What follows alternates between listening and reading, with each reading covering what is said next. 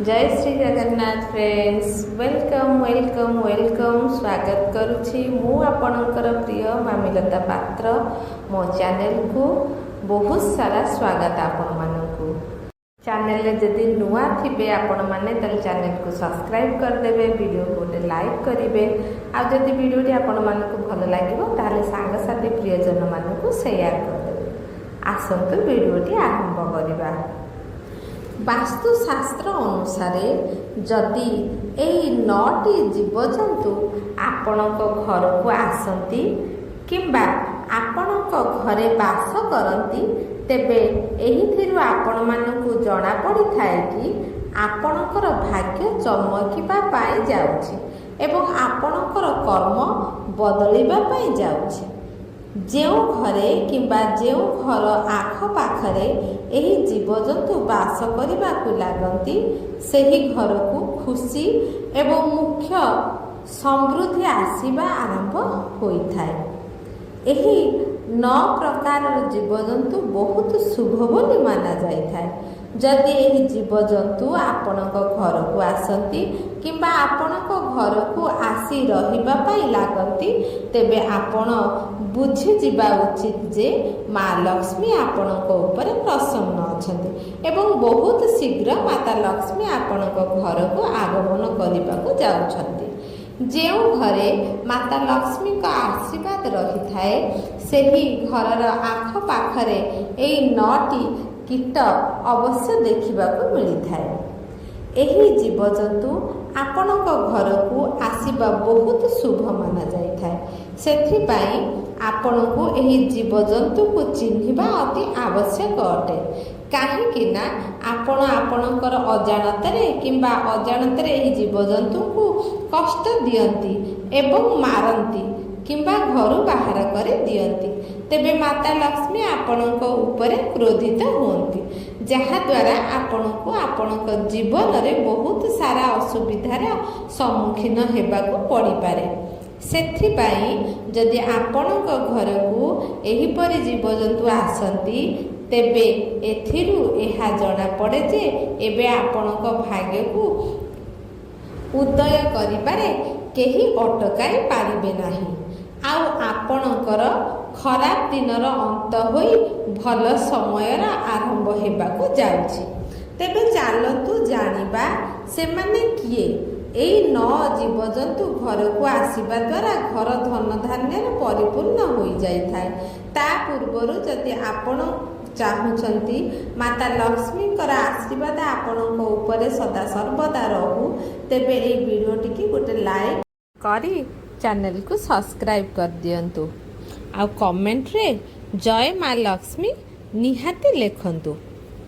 Number 1 जदि आपणक घर को किंबा आपणक छात ऊपर को पेचा आसी थाए तेबे यहाकू बहुत शुभ संकेत बोली माना जाइथाए। माता लक्ष्मीकर सबुठारु प्रिय पक्षी पेचा पेचा आसीबा द्वारा घरे धन दौलत एवं वृद्धिर संकेत मिली थाए। जदि आपणक घरर छात उपरे पेचा आसी बसी थाए तेबे एहार अर्थ हेउछि आपणको धन प्राप्ति हेबार अछि एवं माता लक्ष्मी आपणक घरे विराजमान होइछंती एवं आपणकर बहुत दिनरु अटकी जाइथिबा काम आरंभ हेबाकू जाउछि। नंबर 2 दर्शक बंधु रंग बेरंग सुनेली प्रजापति बहुत शुभ संकेत धरी निज सहित चली थांती। जदि सुनेली किंबा विभिन्न रंगर प्रजापति आपणक घर को आसंती एवं एमिति प्रजापति आपणको बारंबार देखा जाउथाए एमिति प्रजापति जदि बहुत सुंदर मनोहर होइथिबे तेबे आपण बुझी जांतु जे जेउ भली सेही प्रजापति रंग बेरंगी होइथाए ठीक सेही परी आपणक जीवन मध्य सतरंगी रे एवं सुख समृद्धि रे भरी जीव। प्रजापति घर को आसीबा समस्त प्रकार खुशी एवं शांतिर आगमन संकेत देइथाए।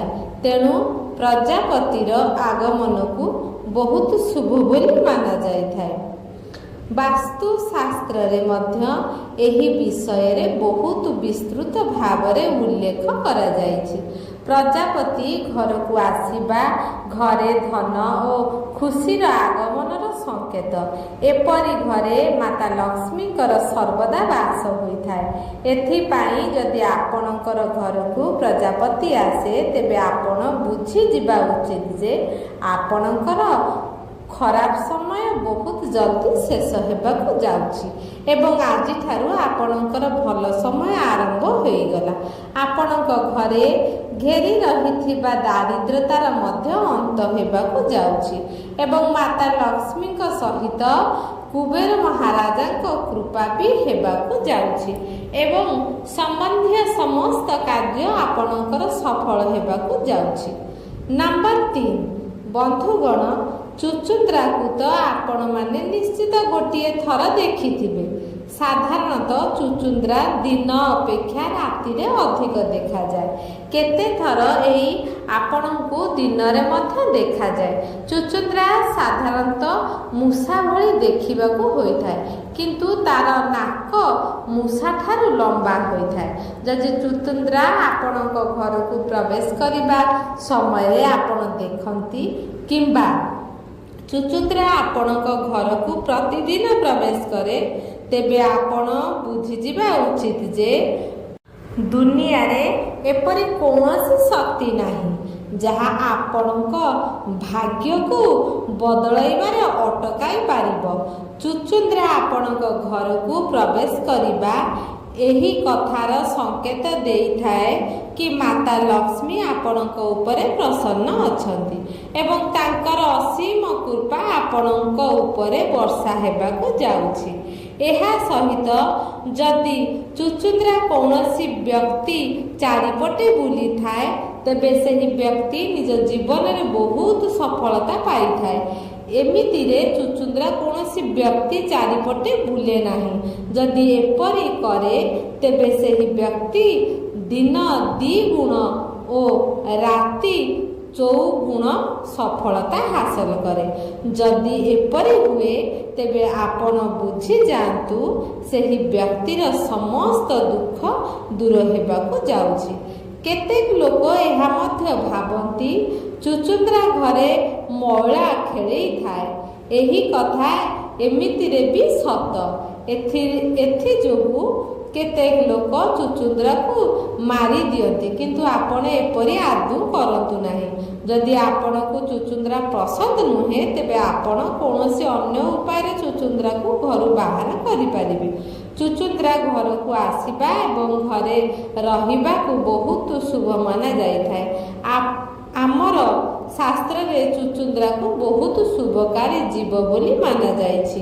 ଚୁଚୁନ୍ଦ୍ରାକୁ ସ୍ୱପ୍ନରେ ଦେଖିବା ବହୁତ ଶୁଭ ମନାଯାଏ। ଏମାନେ ଆସିବା ଦ୍ୱାରା ଆପଣଙ୍କ ଭାଗ୍ୟରେ ଚାନ୍ଦ ଲାଗିଯାଇଥାଏ।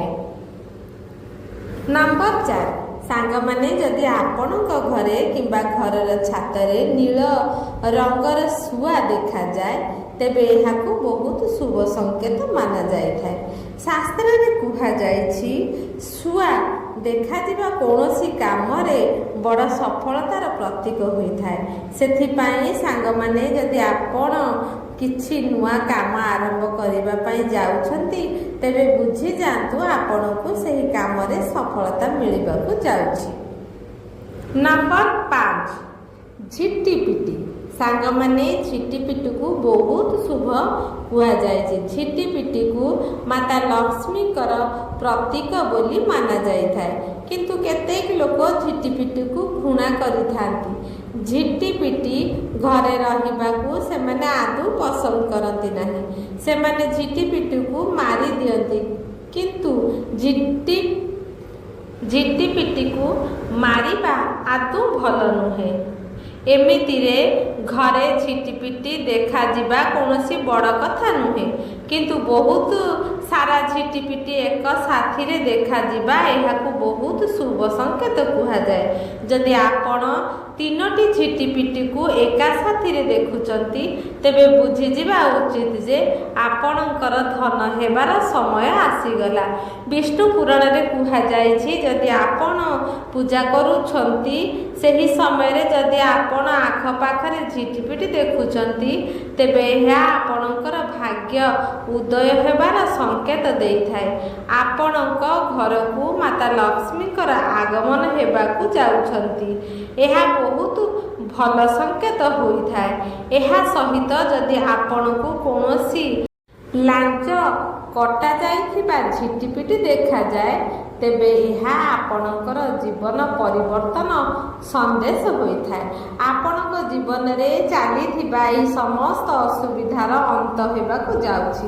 ମାତା ଲକ୍ଷ୍ମୀଙ୍କ ଆଗମନ ବହୁତ ଶୀଘ୍ର ହେବାକୁ ଯାଉଛି ଏବଂ କୁବେର ମହାରାଜଙ୍କ କୃପା ଆପଣଙ୍କୁ ପ୍ରାପ୍ତି ହେବାକୁ ଯାଉଛି। ନମ୍ବର 6, ଦର୍ଶକ ବନ୍ଧୁ, ପିମ୍ପୁଡ଼ି ବହୁତ ଶୁଭ ସଂକେତ ନେଇ ଆସିଥାଏ।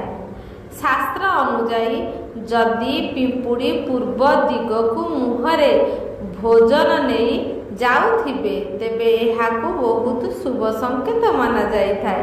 ଏହି ସଂକେତ ଆପଣଙ୍କୁ ଦର୍ଶାଇଥାଏ କି ଆପଣଙ୍କ ଭାଗ୍ୟ ବହୁତ ଶୀଘ୍ର ଚମକିବାକୁ ଯାଉଛି। ଆପଣଙ୍କର ଦୁଃଖର ଦିନ ଏବେ ଚାଲିଯିବ ଏବଂ ଆପଣଙ୍କ ଜୀବନରେ କେବଳ ଖୁସି ହିଁ ଖୁସି।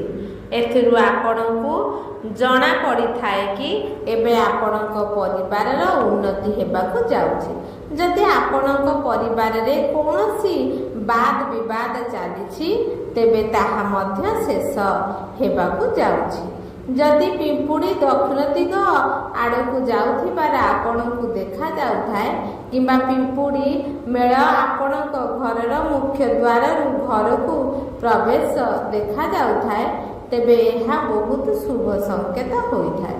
ଏହାଦ୍ୱାରା ମାତା ଲକ୍ଷ୍ମୀ ସ୍ୱୟଂ ଆପଣଙ୍କ ଘରକୁ ପ୍ରବେଶ କରିବାକୁ ଯାଉଛନ୍ତି। ଆପଣଙ୍କ ଘରକୁ ଧନର ବର୍ଷା ହେବାକୁ ଯାଉଛି। ସେଥିପାଇଁ ମନେ ରଖନ୍ତୁ, ଆପଣ କିମ୍ବା ଆପଣଙ୍କର ପରିବାରର କୌଣସି ସଦସ୍ୟଙ୍କ ପାଦ ତଳେ ଯେପରି ପିମ୍ପୁଡ଼ି ନ ଆସନ୍ତି। ସେହି ପିମ୍ପୁଡ଼ିକୁ ଅଟାରେ ଚିନି ମିଶାଇ ଖାଇବାକୁ ଦିଅନ୍ତୁ, ଯାହାଦ୍ୱାରା ଆପଣଙ୍କୁ ପୁଣ୍ୟ ମିଳିବ। ଯଦି ପିମ୍ପୁଡ଼ି ଆପଣଙ୍କର ଘରର କୌଣସି କୋଣରେ ଘର କରିଛନ୍ତି ତେବେ ଆପଣମାନେ ଏବେ ବି ସେହିଠାରେ ପାଣି ପକାଇବା ଉଚିତ ନୁହେଁ। ଏହା ବହୁତ ଅଶୁଭ ହୋଇଥାଏ। ନମ୍ବର 7, ମୂଷା ଆପଣଙ୍କ ଘରକୁ ଦୁଃଖ ଏବଂ ଦାରିଦ୍ର୍ୟତା ଆଣିଥାଏ। ସେଥିପାଇଁ ମୂଷାକୁ କେବେ ଘରେ ରଖନ୍ତୁ ନାହିଁ। ଯଦି ଆପଣଙ୍କ ଘରେ ମୂଷା ରହେ ତେବେ ଆପଣ ବୁଝିଯାଆନ୍ତୁ ଆପଣଙ୍କ ଘରରେ ଦାରିଦ୍ର୍ୟତା ଏବଂ ନକାରାତ୍ମକ ଉର୍ଜାର ବାସ ହୋଇଗଲାଣି। ତେଣୁ ଯଥାସମ୍ଭବ ମୂଷାକୁ ନ ମାରି ଜଲ୍ଦି ଘରୁ ବାହାର କରିବାର ବ୍ୟବସ୍ଥା କରନ୍ତୁ, କାହିଁକି ନା ମୂଷା ଗଣେଶଙ୍କର ବାହନ ଅଟେ। ଯଦି ଆପଣ ମୂଷାକୁ ମାରନ୍ତି ତେବେ ଆପଣଙ୍କୁ ପାପ ଲାଗିବ। ମୂଷା ଯେଉଁ ଘରେ ରହିଥାଏ ସେହି ଘରରେ ଦୁଃଖ, ପୀଡ଼ା ଏବଂ ଦାରିଦ୍ର୍ୟତା ଲାଗି ରହିଥାଏ। ଯେଉଁ ଘରେ ମୂଷା ଦେଖାଯାଏ ସେହି ଘରର ଧନ ସମ୍ପତ୍ତି ସମସ୍ତ ସମସ୍ୟା ଦେଖାଯାଏ। ବ୍ୟାପାର ସମ୍ବନ୍ଧୀୟ ସବୁ କାର୍ଯ୍ୟରେ ଅସୁବିଧା ଦେଖାଯାଏ। ସେଥିପାଇଁ ମୂଷାକୁ ଜଲ୍ଦି ଘରୁ ବାହାର କରି ଦିଅନ୍ତୁ। ମୂଷାକୁ ଅଶୁଭ ବୋଲି ମାନାଯାଇଛି। ଶାସ୍ତ୍ରରେ କୁହାଯାଇଛି, ଯେଉଁ ଘରେ ମୂଷା ରହିଥାଏ ସେହି ଘରକୁ ଦାରିଦ୍ର୍ୟତା ଆସିବାରେ ଡେରି ହୋଇନଥାଏ। ନମ୍ବର 8, ନୀଳକଣ୍ଠ ପକ୍ଷୀକୁ ଧନର ଦେବୀ ମା ଲକ୍ଷ୍ମୀଙ୍କର ପ୍ରିୟ ପକ୍ଷୀ ମାନାଯାଇଥାଏ।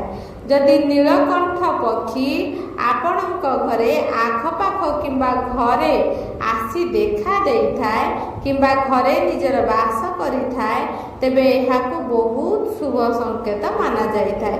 ଯଦି ଆପଣ ନୀଳକଣ୍ଠ ପକ୍ଷୀ ଦେଖୁଛନ୍ତି ତେବେ ଏହାର ଅର୍ଥ ହେଉଛି ଆପଣଙ୍କୁ ଆପଣଙ୍କର ବିଜନେସ୍ କିମ୍ବା ବ୍ୟାପାରରେ ସଫଳତା ମିଳିବା ପାଇଁ ଯାଉଛି ତଥା ଏହା ଆସିବା ଦ୍ୱାରା ନୂଆ ଘର କିମ୍ବା ନୂଆ ବାହନ ପ୍ରାପ୍ତି ହୋଇଥାଏ। ନମ୍ବର 9, ପାରା ଦେଖିବା ଅତ୍ୟନ୍ତ ଶୁଭ ସଂକେତ ହୋଇଥାଏ। ଯଦି ଆପଣଙ୍କ ଘରର ଛାତରେ ପାରା ତାର ବସା ବାନ୍ଧି ରହୁଥାଏ ତେବେ ଏହା ଆଗାମୀ ଦିନରେ ଧନ ସମ୍ପତ୍ତିର ସଂକେତ ବୋଲି ମାନାଯାଇଥାଏ। ଏହି ସବୁ ଜ୍ଞାନ ଜନରୁଚିକୁ ଧ୍ୟାନରେ ରଖି ଦିଆଯାଇଛି। ଜ୍ୟୋତିଷ ଏବଂ ଧର୍ମର ଉପାୟକୁ ଆସ୍ଥା ଓ ବିଶ୍ୱାସ ଦ୍ୱାରା ଆପଣାନ୍ତୁ।